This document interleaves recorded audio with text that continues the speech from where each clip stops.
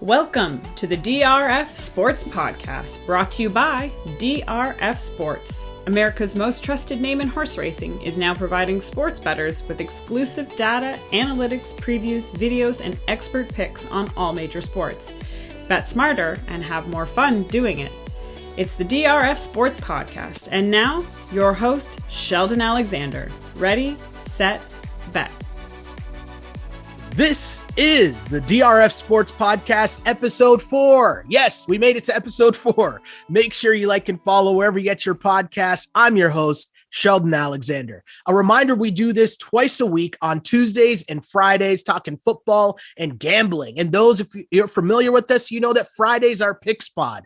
Last week, 9-1 record in terms of the picks we gave out on the pod. If you follow me on social, I was 11-5 in total on the week. And we're going to try to get through every single NFL game because we want to give out more and more winners. But bottom line is we're off to a great start on this brand new project for DRF Sports. If you're not familiar with those letters, DRF, well, Daily Racing Forum has been around for over 100 years, giving you all of the information, data, and analysis for your horse racing needs.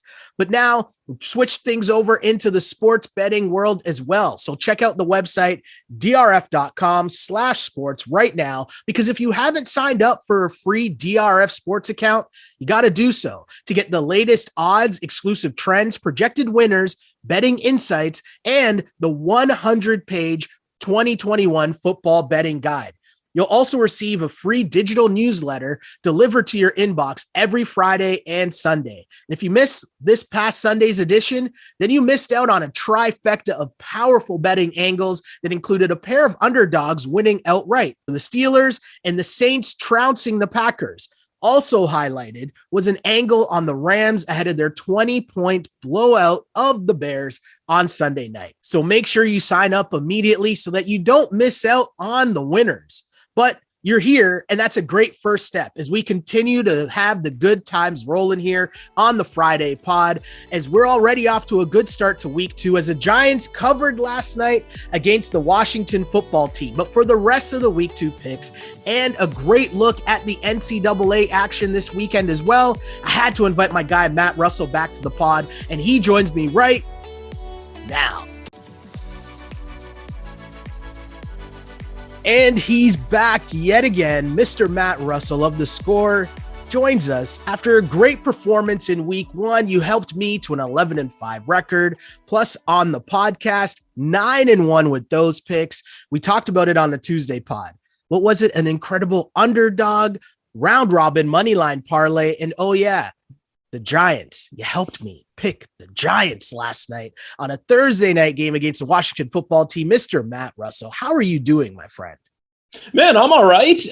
Keeping the winning going, if you will. But it's funny how the bar gets shifted. We talk about it from a football standpoint. It's funny how it gets shifted from an expectations from people who do what I do standpoint. I'm getting texts from buddies last night when the Giants botched that whole field goal situation. They're like, oh, well, it's a good thing they weren't in the round robin money line parlay, as if like that's the thing that we're going to be relying on to make us money the rest of the season. Like that happened and like we're flush right now, but like it's not going to happen again. And like the idea that we have to get these money line legs home in order to sort of keep us afloat here is a little bit insane. So hopefully everybody's a little bit more responsible when it comes to that. And the expectations are relatively limited. You mentioned the 9-1.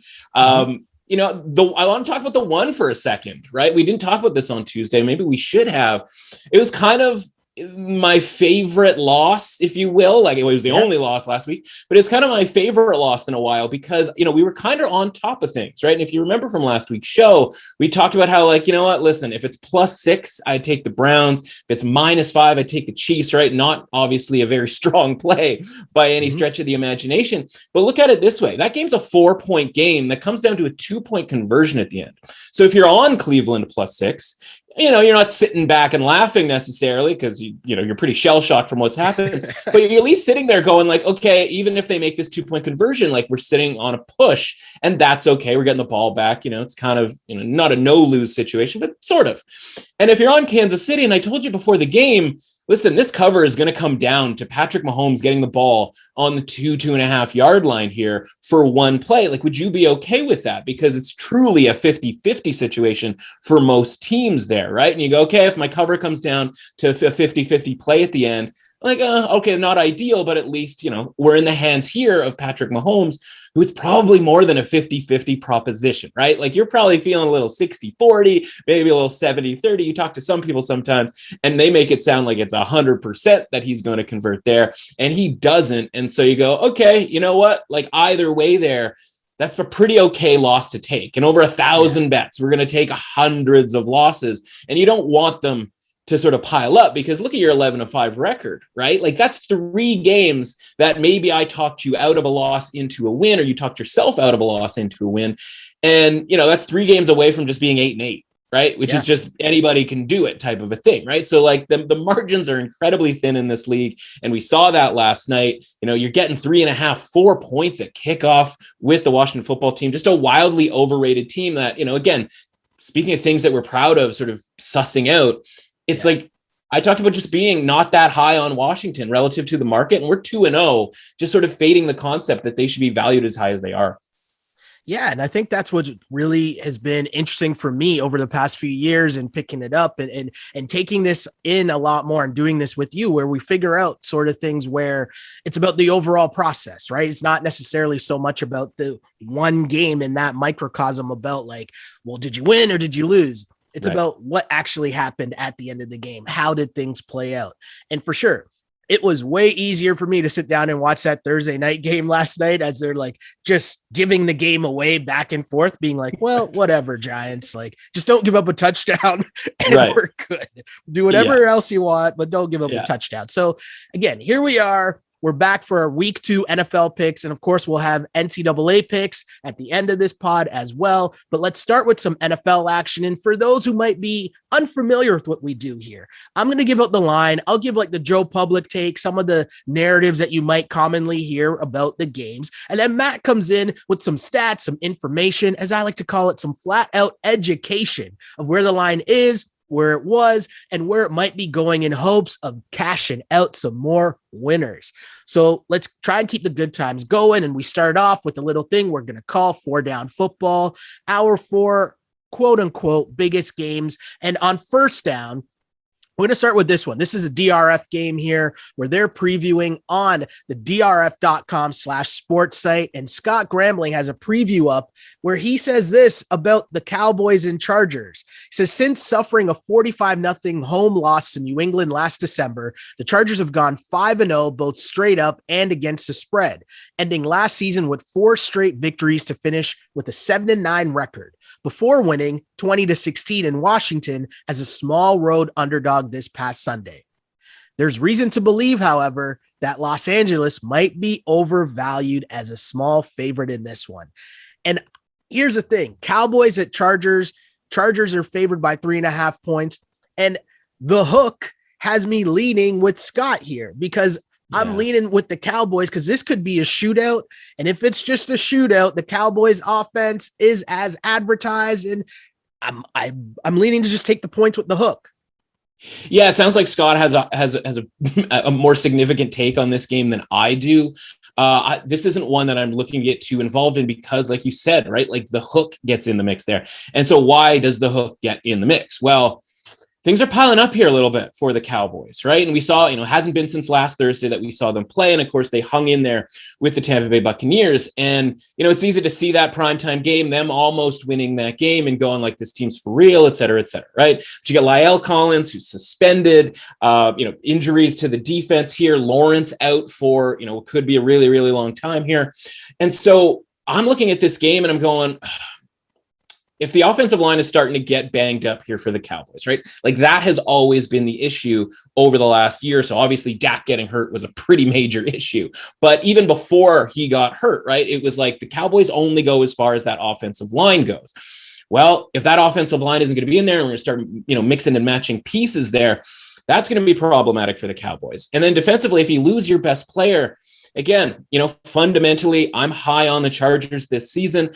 I felt like that game last week against Washington could have been a 3-touchdown win. You know, it's funny how like the narratives and sort of what we focus on, especially with these 1:00 games where there's just, you know, we're inundated with like 9 games, and like sometimes these plays matter and sometimes they don't. But like there was a play where the referees called and then reviewed and then upheld a fumble on Justin Herbert, where he's literally hand going forward, gets hit, and the ball ends up 20 yards down the field, like in the end zone. And they go like, yep, fumble. And it's like, no one would ever think that was a fumble, right? Like at some point, like common sense has to come in. Now, my point is if that costs them the game, which it very well could have, right? Like we're talking about that and we're like, this was crazy and blah, blah, blah. But it also might affect the line, right? You know, Chargers don't win that game, then all of a sudden you're probably going under 3 here with the point spread. So I just look at this and go like, yeah, am I ready to trust the Chargers laying over a field goal against a functional, like very good offense? But remember, speaking of injuries, right, Michael Gallup is out as well. And so again, that makes things a little bit easier for the Chargers in that they only, quote unquote, have to deal with 2 guys on the outside for the Cowboys. And remember, the Cowboys scored a bunch of points. There's a lot of turnovers in there. I'm not saying that they couldn't turn over the Chargers the way that they did against the Bucs, but when you're missing your best defensive player, that just becomes less likely. So yeah, I prefer the Chargers at -3 here, but again, based on my ratings, like the number's about right. I just kind of think the Chargers are on the way up here. And I think we just might be getting a little too excited about the Cowboys. But again, it's just not a play that I'm that excited to make here with that line being what it is. You know, it's a funny thing too, and I know this is very much not analytical at all, but normally when it's 10 days off and you're like, oh, they've had 10 days to prepare for their next game, but it's Mike McCarthy. We're just kind of like, what do you do with those fishing for 6 of those days? Like, what difference does it make? Yeah. Speaking of non-analytical, right? Like he's not making any analytical decisions. So like, it's fine. He can go hunt and fish all he wants. I will always pick on Mike McCarthy because I will always go back to the press conference where he just admitted that he lied in the interview that he watched every single Cowboys game. It's right. Like, what? Yeah. Sorry. So what are we supposed to believe? Yeah, I'll always go with that. But let's keep it moving here. 2nd down. This is a big one for you. I know this. The Saints as 3-point favorites in Carolina against the Panthers, and the Saints dominated the Packers last week. On the Tuesday pod, you hinted at the fact that you were worried about people being ready to overreact to the Saints. Yeah, I'm listening here. And I like the Panthers. The Panthers they showed to be a functioning team, had flashes of their offense being okay, but I like the home dogs here. Yeah, listen, it could have been better for the Panthers, right? Again, speaking of games that could have been 3-touchdown victories against the Jets, like I'm not saying like, oh, love what I saw from the Panthers, right? That was a comfortable victory. That was, could have been an absolute snoozer. So, what we talked about on Tuesday, right? Like this is how, if I could give anybody advice as far as the NFL is concerned, right? You're a big NBA guy, right? There's the theory of the zigzag theory in playoff series, right? Where it's like, one team wins and covers, you go with the other team the next game. NFL's kind of like that, right? Because it's just one big playoff in a lot of ways, right? So it's like, okay, there's going to be an overvaluation here on what the Saints did against the Packers. Now, the Packers will admit to themselves, like, listen, we were just flat out bad, right? Like, they're not going to give the Saints necessarily a ton of credit. Maybe they should. But the market certainly is giving the Saints a ton of credit because this game, is closer to a pick 'em, -1, -1.5 for the Saints on the road. And now you're going to shoot across the key number of 3, right? And again, think about last night, right? The importance of the key number of 3. Now, the game didn't necessarily land on 3 last night, but there were points where we were going, well, if this goes to overtime one way or another, at least we're going to be okay landing this game on a field goal. Again, not predicting this game to goes to overtime. I'm just saying you're getting a couple extra points, but those couple extra points are manifested in win probability, right? In cover probability. There are a bunch of different ways that the Saints win this game by 2 and certainly win this game by 3, where if the line was -1.5, like it was a week ago, in the look-ahead line this summer, then you're going to be a loser on the Panthers. In this case, we're getting that extra win probability. And again, the zigzag concept, right? Like nobody wanted anything to do with the Saints last week. Now, I don't know that necessarily nobody wants anything to do with the Panthers, but you just you can make the case, right? Like Saints are this really great team. And it's like, you know what? It was just one game, right? Again, we were on it. We won it. I don't want to downplay that because that's sort of going against, sort of what we do. But it's like, yeah, it just was one game. Like we found some value with the Saints. They took care of business early. This week, I just think you find some value here with the Panthers and what I think should be a pretty close game. Yeah, I totally agree, right? It's like there's a difference between accepting, hey, Jameis looked really good in the first game to, I mean, can Jameis be an MVP candidate? Right? It's like we got to take the leap all the time Right. instead of just Yeah. processing the one game at a time. But as Yeah. we move on to our third down game here, Bengals at Bears. Bears 2.5 point favorites at home.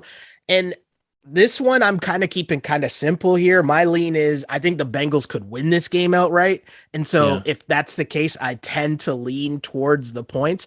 But the Bears, I don't know if they were just kind of holding back some of their offense just because you're going to lose anyways to the Rams. You know what I mean? So I don't really know Yeah. how much to read from that Bears performance. I don't know that the Bears are holding anything back. I don't know that they have stuff to hold back. You know what I mean? Justin Fields is what I really mean, like unleashing the Justin Sure. Fields. Well, that's the thing, right? And like, there's a lot going on there where it's like, okay, they're going to keep him out as long as they possibly can. They're almost tanking, the season in a way so that at least, when he comes in and they, say he starts the last 10 games and they can sort of go, okay, well, we've only had 10 games of him. Like, you got to keep us around for another year, right? Like Matt Nagy is playing that game right now. And so is Ryan Pace, the general manager. And so you look at these guys and you go, okay, don't know if that's the right way to do this necessarily, because if they start 0-4, right, it might not even get to that point. So, I don't know from that standpoint. What I do know here is, again, we've got sort of this cross concept here. And what I mean by that is you got the Bengals who played a home game last week, right? They win that game against the Vikings. And so you go, well, if they beat the Vikings, they could certainly beat the Bears. And yes, it's the NFL. It's a 2-point favorite. Of course, that's the case. I get the Bears, starting out against the Rams team who, everybody's ready to go like, oh, this looks like a Super Bowl team because they took advantage of a couple of really bad defensive miscues, right? And Matt Stafford's going to be able to do that. And I'm not saying that Joe Burrow can't do that. Again, for me, he's just a little bit less likely to do it. But for me, it's all about the Bears offense, sort of as you alluded to. Allen Robinson's the best player on that team. Right. Yeah. And so he goes from dealing with the Rams, who, if it's not Jalen Ramsey on him, it's a couple of guys on him, right? Like they're going to treat Allen Robinson the way that you and I have talked about, like Bill Belichick treating different offensive players, right? Where you go, I'm either sticking my best guy on that guy, or I'm sticking two guys on that guy and putting my best guy on your second best guy. And that way, like nobody's having a good time on offense, right? So Allen Robinson, and of course, by sort of, osmosis, if you will, Andy Dalton, like they have trouble because Andy Dalton, every time he looks at Allen Robinson, like there just isn't anywhere to throw the football, right? And so we get all uppity watching Andy Dalton not throw the ball down the field. And it's like, it's possible there just wasn't any room to throw the football down the field. And there also might not have been that much time to throw the football down the field because Aaron Donald is right in your face. Guess who's not around anymore? Not this week for Chicago. There's no Aaron Donald on the Cincinnati Bengals, right? There is no defensive game plan that I necessarily rely on, or nor talent level for the Cincinnati Bengals either, right? And so you've got these teams that anytime, they lose that first game, that second game, nobody wants to go 0-2, right? Like think about the Giants, like the memes, right? Washington throwing absolute shade on Twitter on the Giants for going 0-2, like it's a catastrophe. But in the NFL, like it is borderline catastrophe. So like the Bears are going to be locked in here. They don't have the same defensive issues from a matchup standpoint with the Bengals coming to town. Listen, everybody loves Joe Burrow and you don't want to lay points, if you will, with the Bears.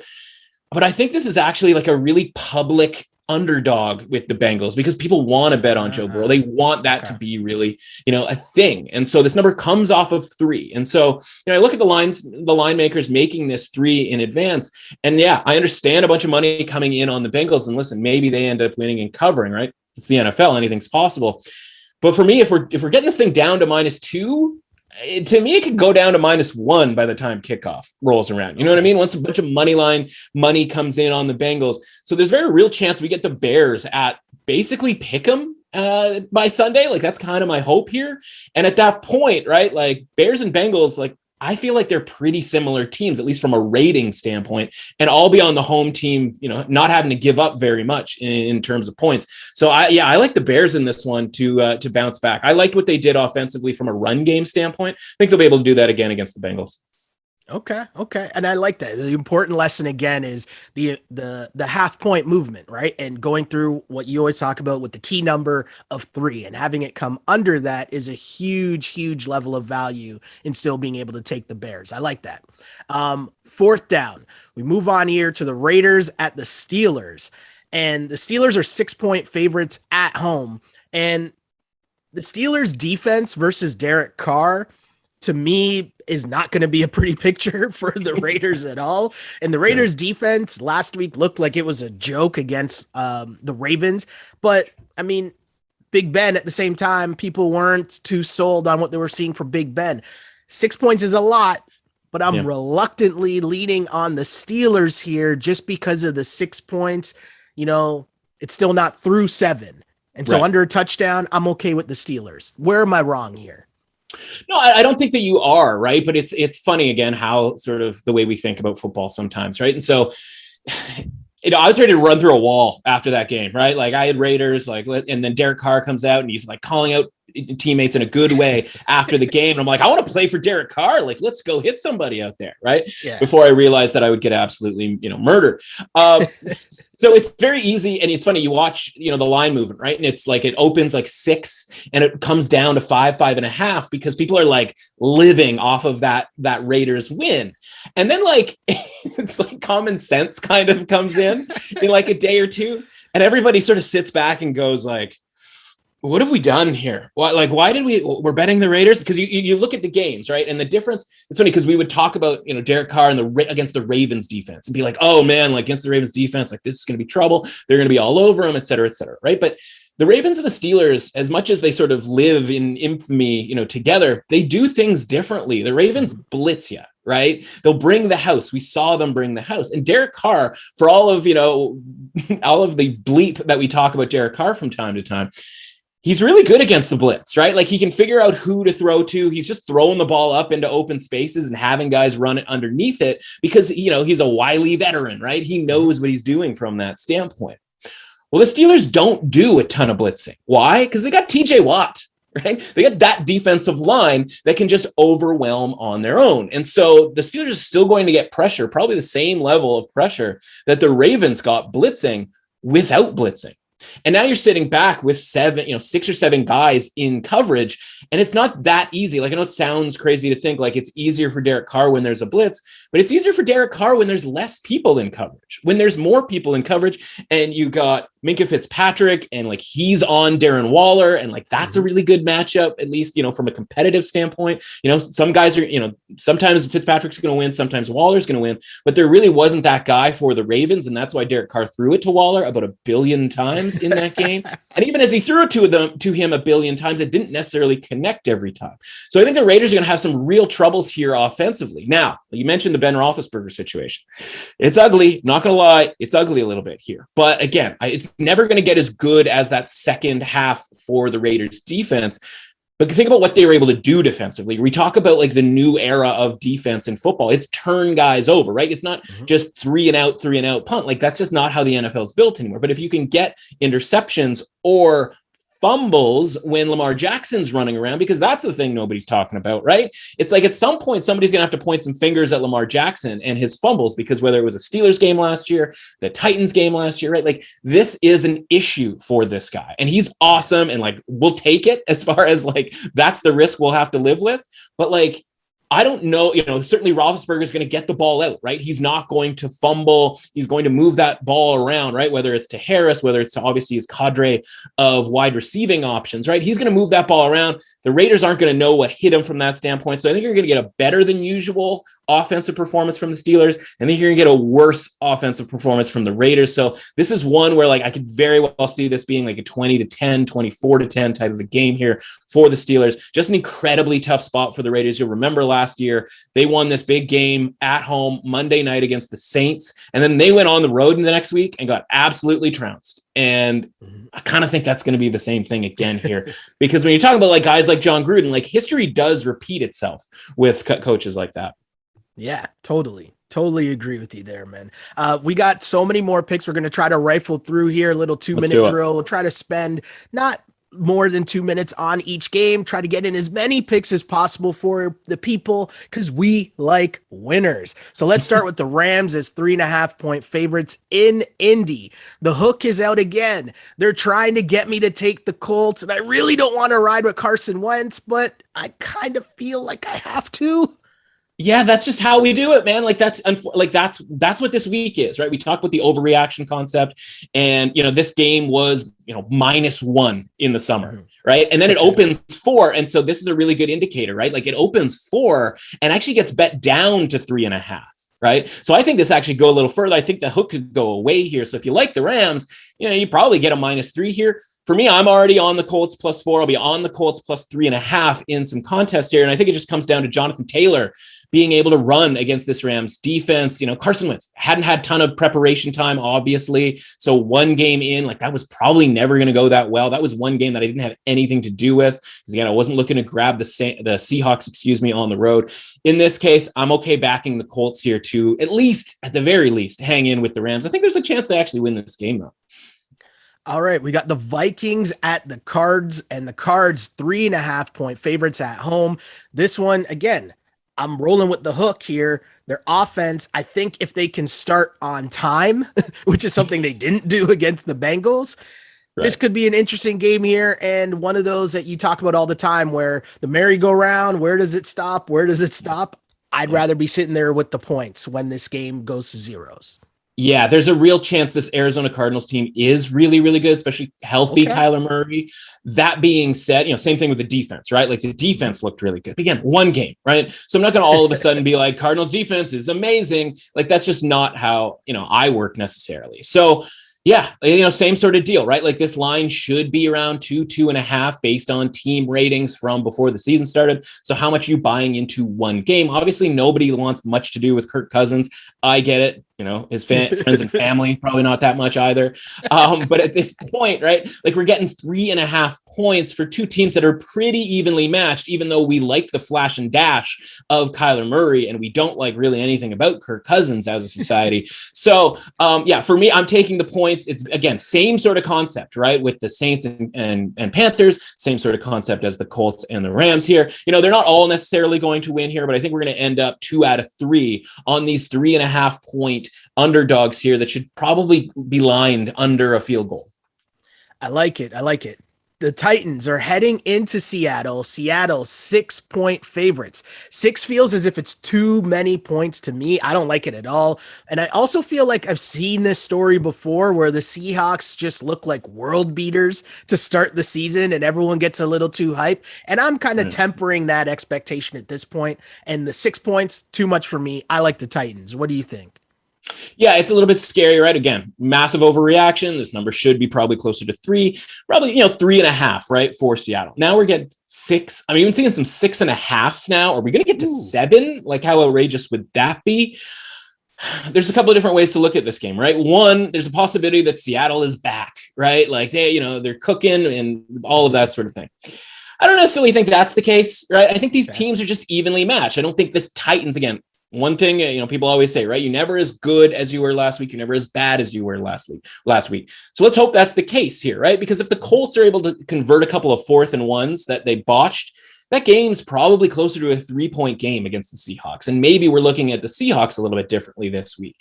Meanwhile, listen, the Titans got absolutely trucked last week. And Taylor Lewan, their tackle, he's back from an injury. He missed basically the entire season last year. And who does he get in week 1? Chandler Jones, who's basically a ninja at this point, right? And so Chandler Jones ninjas him to the tune of 5 sacks. And Ryan Tannehill's like, are we even playing a tackle today? Or is this just like a full-on bull, Pamplona situation where, we're moving the red, cape? I don't even know what they're using.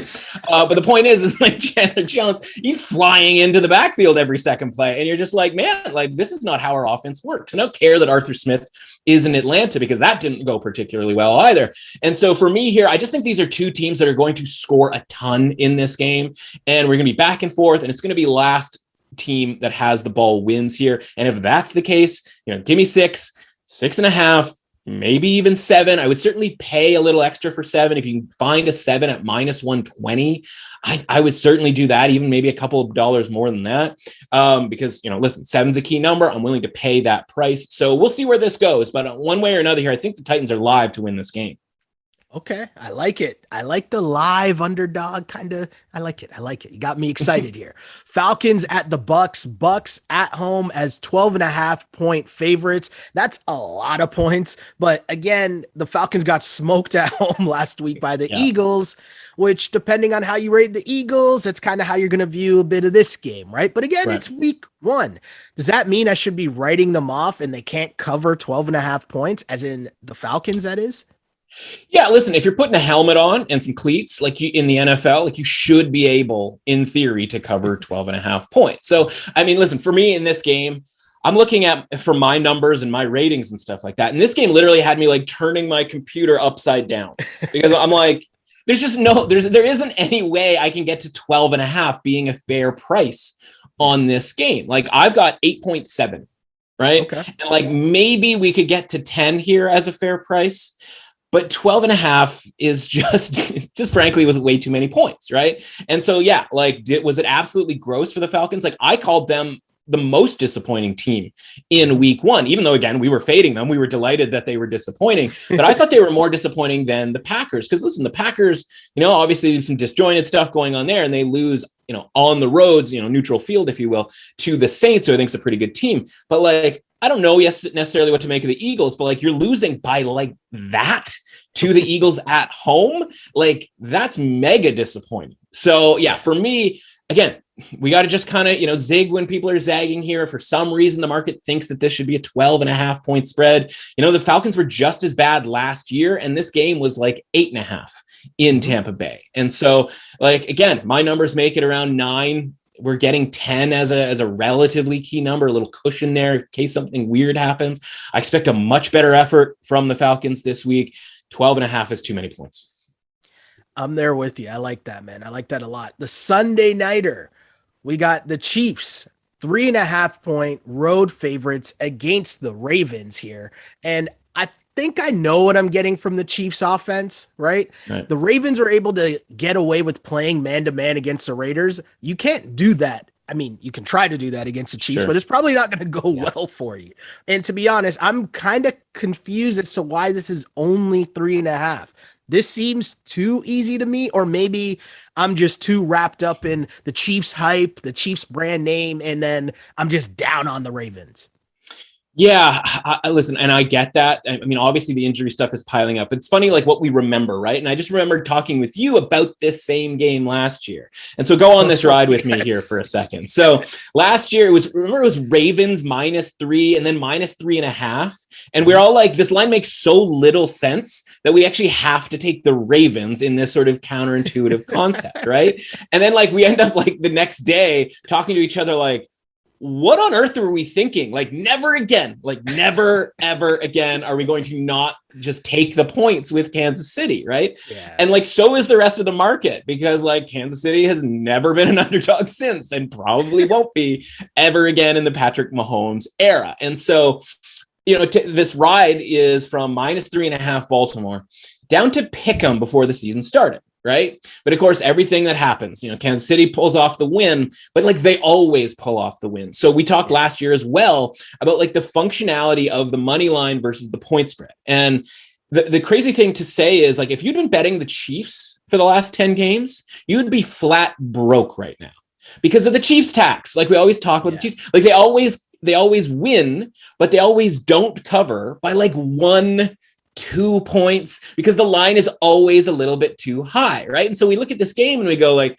3.5 quickly, quick mathematics on the Chiefs tax here. It's like, yeah, the line should probably be actually under 3.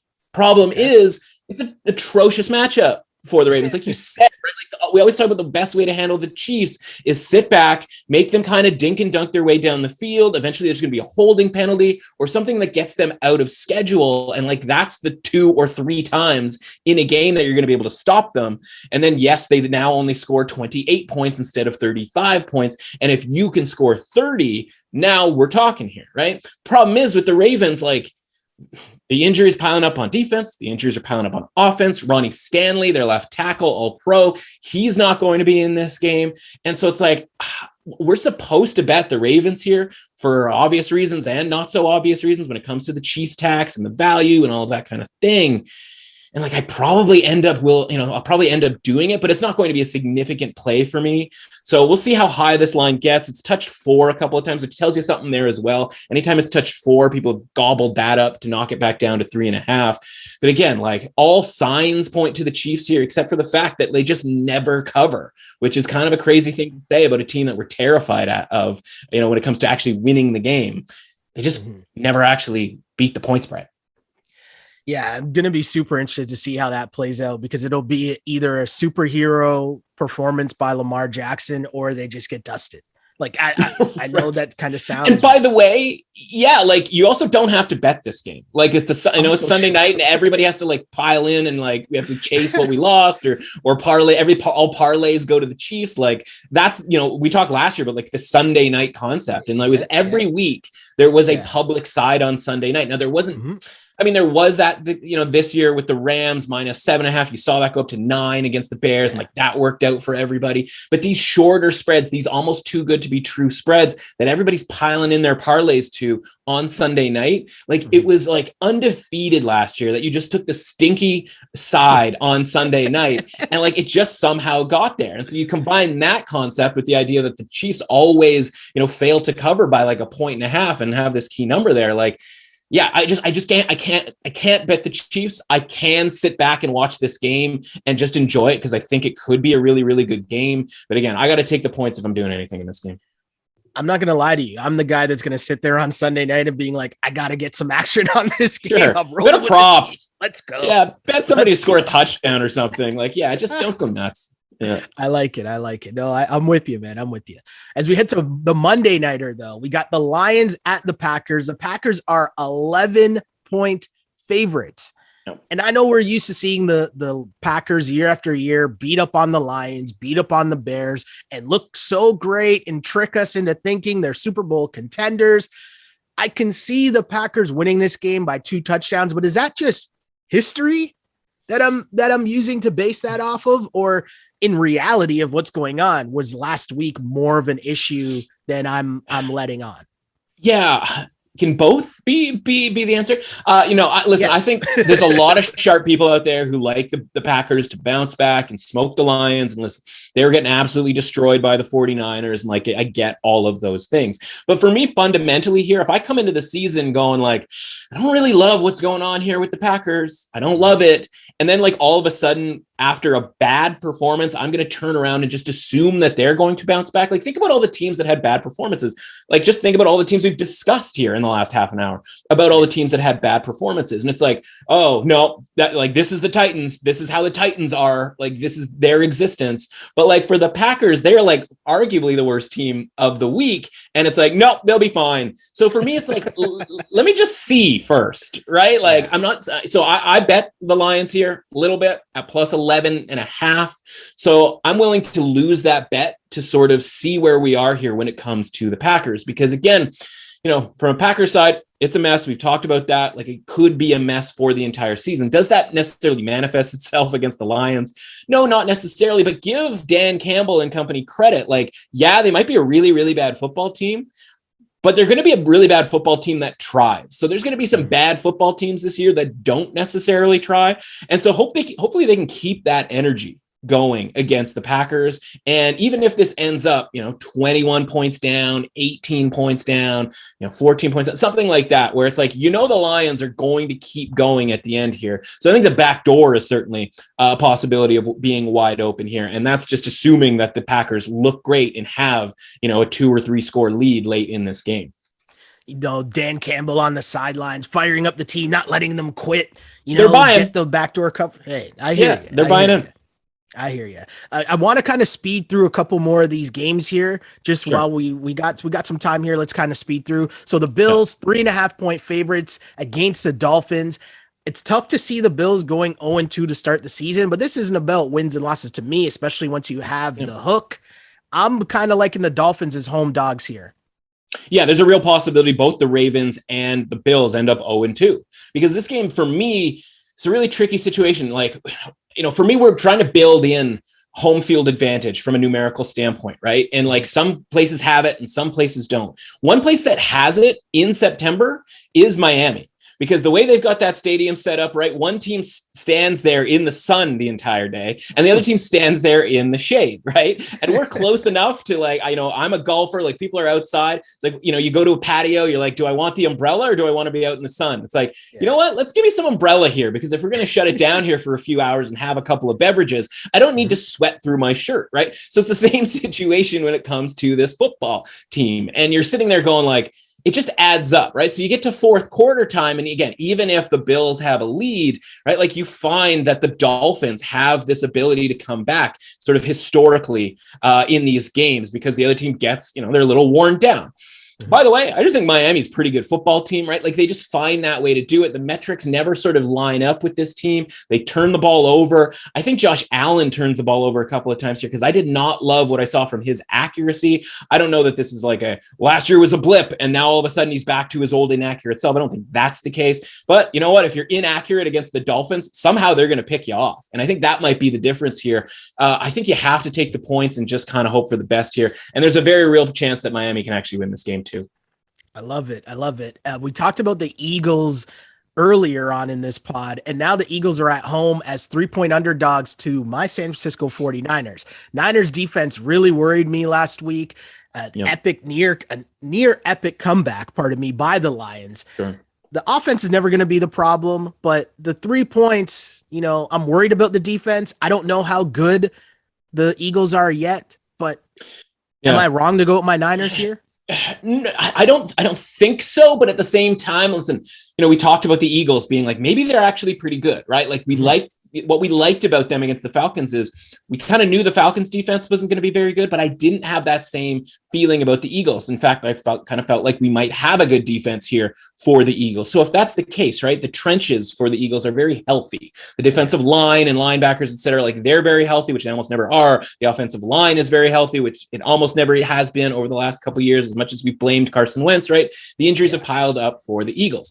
This year, it's happening already for San Francisco, right? The injuries are getting a little dicey for them as well. So one thing I want to note here real quick is San Francisco didn't fly back to the West Coast, right? So anybody telling you like, well, they got to go over and then back all the way to the East and whatever, they're in like West Virginia, right, for the week. And that means that they get this concentrated week of preparation, right? Where it's sort of like, okay, like there's no Tuesday off. Now they might do something chill on Tuesday, go play golf, watch a movie or something like that. But like they're all together. And I like that. Anytime San Francisco does that, they did that. I believe it was before a Jets game last year, and they came out and absolutely walloped the Jets. So fundamentally here, this isn't a game that I'm that thrilled about. My numbers make San Francisco like close to a 6-point favorite. So if you wanted to just go that route, right, like I think that sort of helps you there as well. And again, not the, they don't have the travel thing that I think most people think they might have. Yeah. So yeah, like I lean to San Francisco here, but like I would be going against this concept that I think the Eagles are better than the market thinks. And so that's just not really where I want to be this week. So this is just not that big of a game for me. I got you. I'm rolling with my Niners. I like it though. I like it. You gave me enough ammo there that I'll gladly take. I'm definitely not going to be rolling with the Jets at home. I just know that just off base principle here. Anytime you've given me Bill Belichick against a rookie QB, I'm a roll with Belichick, even with his own rookie QB. But we all seem to be fans of Mac Jones so far, right? Patriots 6-point favorites on the road against the Jets. Yeah, and this number's gotten away from us, right? Like it opened 3.5 for the Patriots, and everybody looked around and were like, against that offensive line, right? With like like Mekhi Becton, their best offensive lineman, like he's out for an extended period of time here, right? Like he's on the cart getting dragged off in Carolina. And so you just go, yeah, that defense against that offensive line against Zach Wilson, right? And so everybody pushes that number up to 6. You know me, man. Like I can't bet the 6 on the road with the Patriots, especially after it was 3.5 like that. So at that point, it's just Jets or pass. Yeah, and the absolute pass when it comes to the Jets, right? So yeah, nothing for me on this game, just because we missed out on the best of the number when it comes to the Patriots. You could make the case that it's a tease, right? You could tease that down to pick them and put that with something that you like, maybe the Steelers at pick them. I think that's a decent play, but nothing for me. I do love, though, getting that explanation from you as to why you don't like it anymore, because I think that's a part that the average gambler doesn't really understand when they see that line on Thursday. And then, people kind of talking about it in that context. But maybe the same thing, because there's a lot of line movement here with the Broncos as 6-point favorites in Jacksonville against the Jags. A lot of line movement there. Am I wrong? You're not wrong. It's just different. It's the different kind of line movement, right? Okay. So again, we talk about the look ahead lines, right? And so for those who don't really understand that concept, like lines for these games were created in the summer, right? Mm-hmm. There's a rather large sports book in Las Vegas that puts out every single game for weeks 1 through, I believe it's 17. I don't think they do 18, but so you get an idea of what the perception is in the summertime, and everybody can bet those, right? So even like a week 10, like Lions Bears game can get bet into. And so it's a nice starting point to sort of see, okay, like where do we think these teams were in the summertime? And then what's happened to change that idea? Well, this, even as of last week, right? Obviously before week 1 was Broncos -2.5, right? But we see the Jags lose to the Texans. We see the Broncos take care of business on the road. And so it doesn't move necessarily the way that the Patriots line moved during the week. It just reopens at -6. And so now we all look around and like, this is another one where I had my computer upside down going like, do I have this wrong? Like, this is just way too high. Now I say it's way too high, but you're still going like, I can get the Broncos under a touchdown against the Jags. Again, no matter what happened last week, the Jags are still 3.5-point favorites on the road, right? Against a football team that exists in the NFL, right? So like the market gave them enough credit that everybody didn't just go like, what, are you crazy? And then move that line. Like, yeah, you and I bet the Texans, but not the world didn't do that. And so, again, switching venues, right? Jags come home, Denver, second straight road game, all of that sort of thing. Like the line is just too high. That's going to be a bet that I have to make just based on the concept of value. It's not going to be an easy bet to make, and it's probably not going to be an easy bet to win, but it's a bet that like you just kind of have to make. The Jags. I got you. And we round out here. We're gonna push through all of these games here. Texans at the Browns. Browns at home, 12.5-point favorites. There's a thing we haven't mentioned that a lot of people like to participate in. Sure. A different kind of pool as well. Could this be that entry in said survivor pool? Yeah, exactly. It's a two-word answer, right? Survivor pick. Like that's all you need to know, right? Like we don't need to be laying points. We don't need to be trying to like get under the line here when it comes to the Texans. Forget about the total. Just take the Browns in Survivor, get them out of the way, and then like let's just walk on to week 3. I like it. Or let's walk on to our little campus rush, NCAA walk on, see what happens there. That's called a segue. That's called a segue, kids. That's why you're a professional. NCAA picks, professional. I'm not sure. I don't know. We'll see. But campus rush, we're talking NCAA, as we love to get your picks on that as well. Some big games on the sched. We got Cincinnati at Indiana. Cincinnati is 4-point favorites on the road. What do you like in there? You know how I feel about Cincinnati. We've talked about this. We talked about this Tuesday, right? The Desmond Ridder Heisman. This is kind of game 1 for that, right? Where he's going to be on national television and we get to see what he does, right? Mm-hmm. That being said, 4 points here. Indiana, just like, we know, right? Tom Allen, like that underdog attitude that Indiana is going to have here at home. I'm going to try this like little middle attempt here, if you will, right? Like I'm going to take Indiana plus the 4.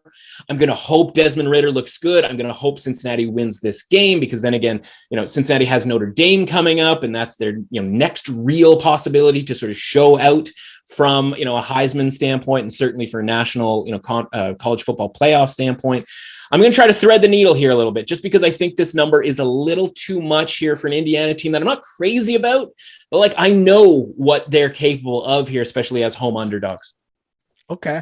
I like it. Alabama, 14.5-point favorites at Florida. That's a big number right there. Yeah. So this is our injury update, right? From Tuesday. Our guy, Anthony Richardson, still at 100-1. They're being very coy, but it looks like he's good to go, right? We were worried about a little hamstring issue from the quote unquote backup quarterback from the Gators, right? So how much do we see from him? Does Dan Mullen just fully deploy Anthony Richardson against the Alabama Crimson Tide?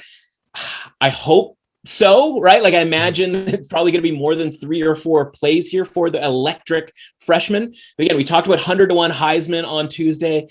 I just think that like you got to get down on that in case the sort of miracle happens. They don't even have to win the game, right? He just has to look awesome. He's already put up the numbers in incredibly limited amounts of time. So let's just give this man some time here to rack up the numbers. And we don't have that player, right? As much as we want maybe Desmond Ridder to be that guy in college football this year, like we don't want Spencer Rattler to be it. We're sort of bored with the concept of the Alabama quarterback being that guy. And so like maybe Anthony Richardson ends up being that guy this year. I'm really excited to see how this gets deployed. We get SEC football on CBS, like the music's going, like everybody's having a great time. And so like, yeah, I mean, I'll take the points, I suppose, with Florida here. But really this for me is let's get down on that 100-1 on Anthony Richardson and then just see how Dan Mullen deploys him and just kind of hope that he's as electric as we think he might be. I love it, man. That anytime there's a chance here where you're seeing something a little different against Alabama, I'm here for it just to see it, right? Just to see it. So absolutely. We keep it moving here though. Penn State is 5.5-point favorites at home to Auburn. What's your take here? Which side you leaning? Well, so I love's probably a stretch, but I liked Auburn a lot. I bet Auburn at +6 earlier on this week. And so anytime, we haven't talked a ton about closing line value and sort of like how people judge their betting, whether it's not wins and losses, but how they beat the closing line. So the fact that this number went down to 5.5, obviously that's a little comforting, right? You get the best of the number at 6, like yada, yada. Then I start thinking about this game, right? Saturday night, we get the whiteout in Happy Valley. And like, that's just never really where you want to go to fade, the home team. So, we got Bo Nix. For me, this comes down to the run game, though, right? So, Penn State's getting a ton of credit for the win against Wisconsin, where like they had the ball like 12 minutes in the entire game because Wisconsin just ran. And every time they had the quarterback do anything, it was a horrific situation, right? Like he's just dropping the ball randomly. He's throwing interceptions. They just ran the ball over and over. I think they would have had a lot better chance to win that game. Well, Tank Bigsby, running back for Auburn. They also have a freshman there as well who has spelled him in these 2 blowouts that they've had against really sort of cupcake opponents. This is the first look we get at the Brian Harsin version of the Auburn Tigers here. And if he's smart enough, he's going to know that 2-headed monster backfield can move the ball against Penn State. Fundamentally, though, this game's going to come down to Bo Nix, right? A guy who's been around, feels like he's been around forever here. It's going to come down to him dealing with that atmosphere in Happy Valley, and that has me concerned. So I'm thrilled that I have, a little bit of closing line value here potentially with the +6. But like once that game starts and the place is just off the chain, ABC Saturday night, like I'm not going to feel that great about the bet. So we'll just kind of hope for the best when it comes down to it. And our last big game here, we got Arizona State at BYU. BYU are 3.5-point dogs here. And I know you got a little thing here for BYU. Are you still riding with them? Well, you say that because, we looked at it last week, right? And it was +7 against Utah. And I'm like, how did we get here in the Holy War? Like, how is this game not a toss-up? Like, again, throw out the records, all of that kind of stuff, right? And so we go just grab the +7, and then they win outright. Right? Like they dominate Utah. And so then this game opens up and it's the same situation, right? Pac-12 team coming to town. I have Arizona State and Utah like rated pretty close together. Okay. But now it's 3.5 and not 7, right? So is there a 3.5-point difference here? Is Arizona State 3.5 points worse than Utah, or are we bumping BYU as significantly as we did against Utah? When we looked at that game, we were doing the throw out the records type of things. So we can't be that surprised when BYU not only covers, but they win that game. And so like, there's kind of too much of an adjustment here. I think Arizona State's probably better. Like Jaden Daniels, like he's better than Charlie Brewer, right? He provides, more of a problem as a dual threat quarterback than Charlie Brewer did last week against BYU. And you also have the letdown effect, right? Like BYU's not in a conference yet, right? They signed up for the Big 12, but they are not there yet. They are an independent. And so they're just kind of have to be self-motivated, right? To try to go, undefeated to maybe get in the college football playoff, but they don't have the conference affiliation that they're like, okay, well, we can win this conference because they don't have one, right? They're an independent. So to me, it's a very easy letdown spot here because that's kind of their Super Bowl, right? The Holy War, the Battle of Utah. Like that's their Super Bowl. Now they're coming down and they're playing a better team. And that better team is getting valued lesser than Utah is. And so I'm not one in college football to be backing road favorites, but to me, Arizona State -3.5 here, I think is the play that needs to be made from a valuation standpoint. And just the idea that like BYU is it's never going to be as good as it was last week. Right. And so again, I think you're getting some value here with the Sun Devils. Ooh, okay. All right.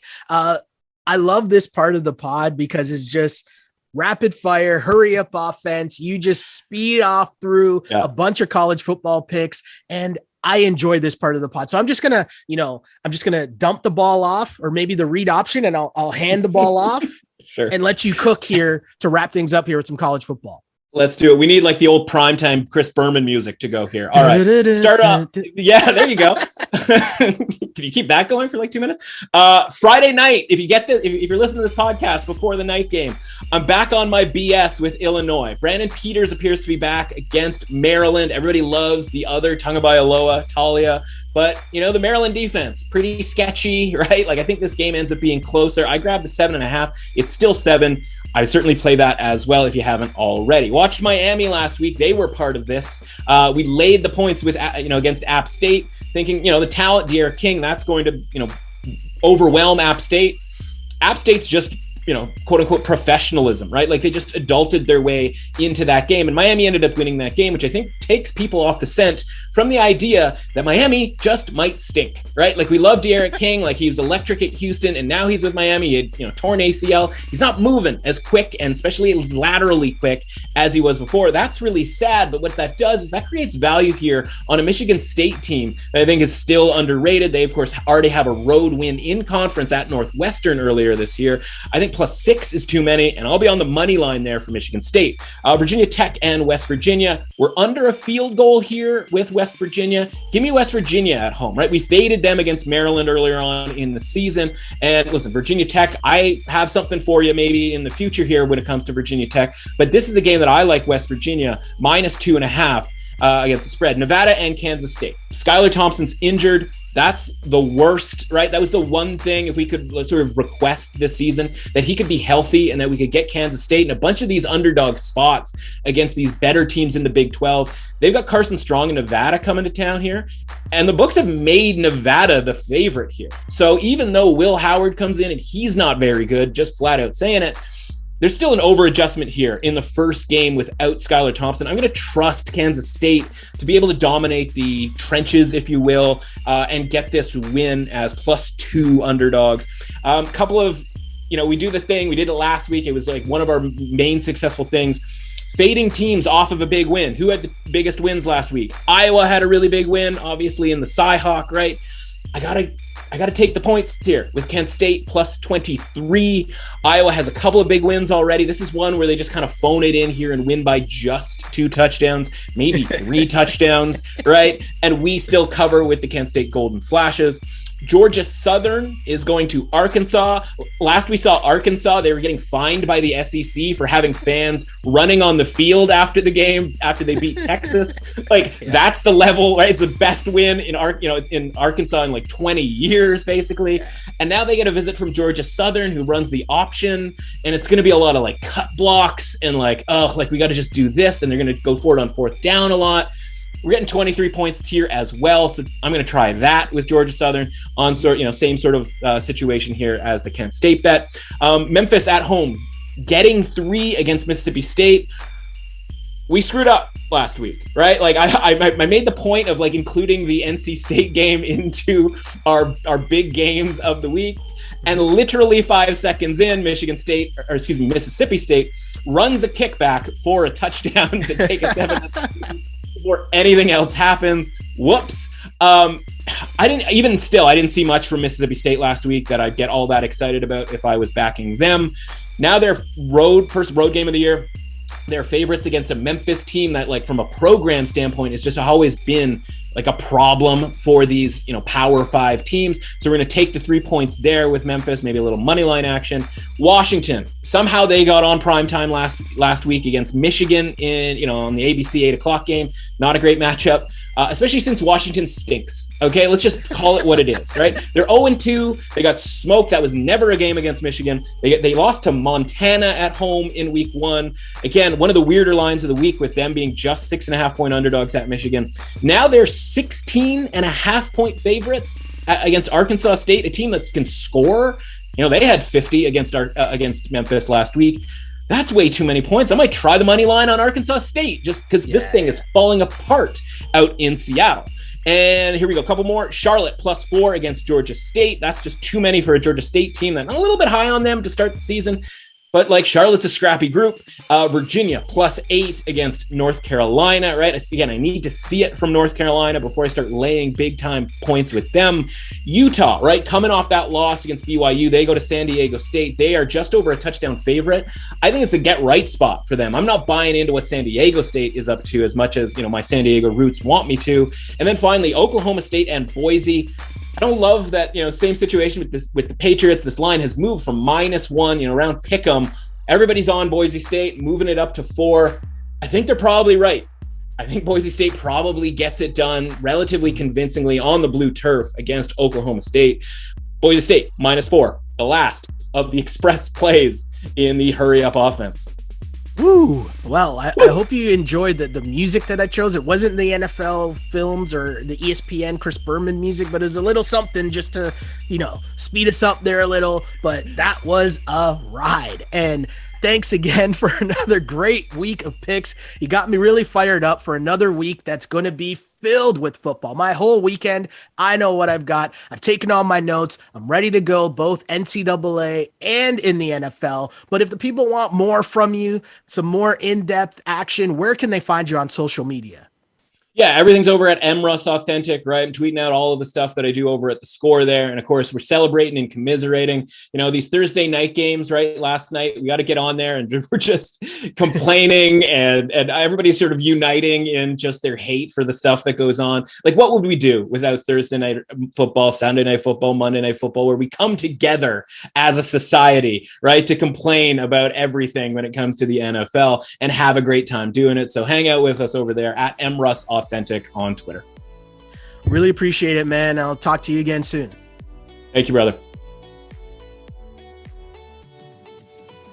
Thanks for Matt for coming on to the pod. And if you want to follow me online, you can head to Instagram at Sheldon Alexander or on Twitter at Shell Alexander. But for more exclusive data, analytics, previews, videos, and expert picks on all the major sports, check out drf.com/sports or subscribe to the YouTube page. Also like the videos there while you're there as well. Why not, right? But for all your DRF sports content, follow us on YouTube, Instagram, and Twitter.